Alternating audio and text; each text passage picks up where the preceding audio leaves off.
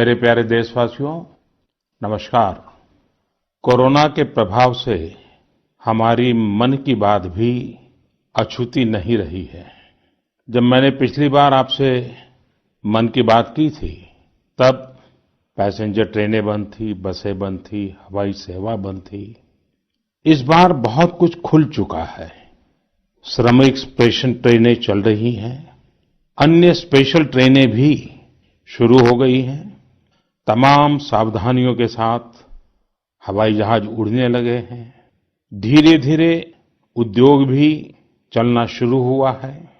यानी अर्थव्यवस्था का एक बड़ा हिस्सा अब चल पड़ा है, खुल गया है। ऐसे में हमें और ज्यादा सतर्क रहने की आवश्यकता है।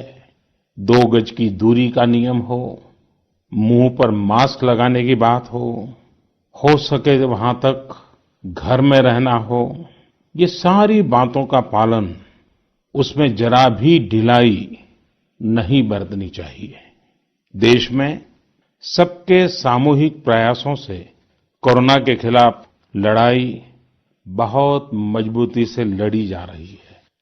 जब हम दुनिया की तरफ देखते हैं तो हमें अनुभव होता है कि वास्तव में भारतवासियों की उपलब्धि कितनी बड़ी है। हमारी जनसंख्या ज्यादातर देशों से कई गुना ज्यादा है। हमारे देश में चुनौतियां भी भिन्न प्रकार की हैं, लेकिन फिर भी हमारे देश में कोरोना उतनी तेजी से नहीं फैल पाया जितना दुनिया के अन्य देशों में फैला।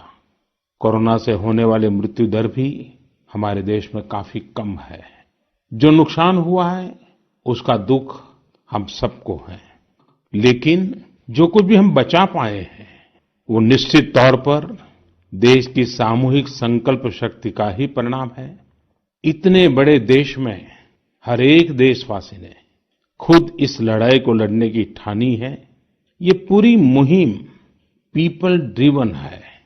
साथियों, देशवासियों की संकल्प शक्ति के साथ एक और शक्ति इस लड़ाई में हमारी सबसे बड़ी ताकत है, वो है देशवासियों की सेवा शक्ति।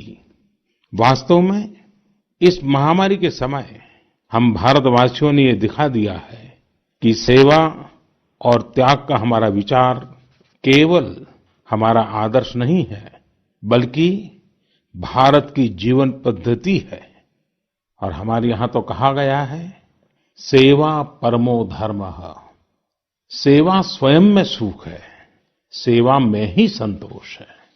आपने देखा होगा कि दूसरों की सेवा में लगे व्यक्ति के जीवन में कोई डिप्रेशन या तनाव कभी नहीं दिखता। उसके जीवन में, जीवन को लेकर उसके नजरिए में भरपूर आत्मविश्वास, सकारात्मकता और जीवंतता प्रतिपल नजर आती है।